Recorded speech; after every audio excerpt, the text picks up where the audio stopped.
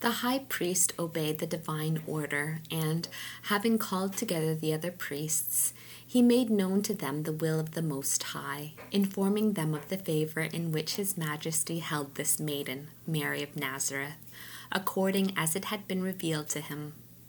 He told them that as she was an inmate of the temple and was now without parents, it was their duty to provide for her and find a husband worthy of a maiden so modest, virtuous, and of such unimpeachable conduct as was hers in the temple. Moreover, as Mary was of noble lineage, and as her property and other considerations made this marriage particularly important, it was necessary to consider well to whom she was to be entrusted. He added also that Mary of Nazareth did not desire to be married, but that at the same time it would not be proper to dismiss her from the temple unmarried, since she was an orphan and a firstborn daughter. Having conferred about this matter among themselves, the priests and learned men, moved by divine impulse, concluded that, in a matter where so much was involved, and where the Lord himself had favorably interfered, it would be best to inquire farther into his holy will, and to ask him to designate in some manner who should be the most appropriate person to be the spouse of Mary. Knowing that her spouse must be of the house and of the race of David in order to comply with the law, they appointed a day on which all the free and unmarried men of that race, who then might be in Jerusalem, were to be called together in the temple.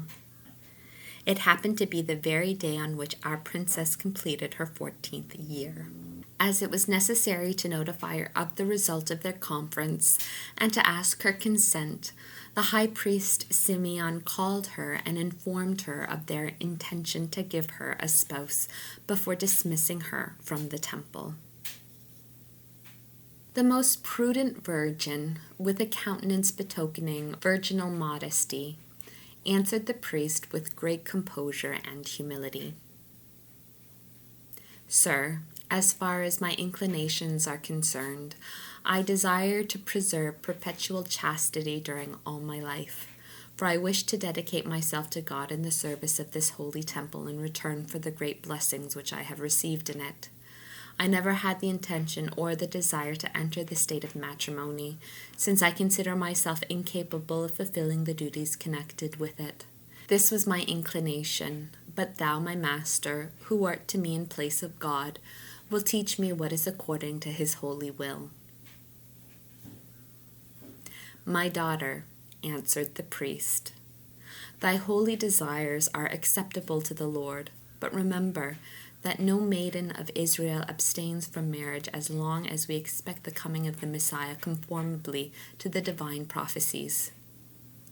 Therefore all who obtain issue of children among our people esteem themselves happy and blessed. In the matrimonial state thou canst serve God truly and in great perfection. And in order that thou mayest obtain a companion according to the heart of God, and who will be conformable to thy wishes, we will pray to the Lord, as I have told thee, asking him to single out a husband for thee, who shall be pleasing to him, and of the line of David. Do thou also pray continually for the same favor, in order that the Most High may favor thee, and may direct us all." This happened 9 days before the one appointed for the execution and realization of their resolve. During this time the Most Holy Virgin multiplied her prayers, beseeching the Lord with incessant tears and sighs to fulfill his divine pleasure in that which she had so much at heart. On one of those 9 days the Lord appeared to her and said to her, "My spouse and my dove, let thy afflicted heart expand, and let it not be disturbed or sad. I will attend to thy yearnings and to thy requests. I will direct all things, and will govern the priests by my enlightenment. I will give thee a spouse selected by myself, and one who will put no hindrance to thy holy desires, but who, by my grace, will prosper thee in them. I will find for thee a perfect man, conformable to my heart, and I will choose him from the number of my servants. My power is infinite, and my protection and aid shall never fail thee."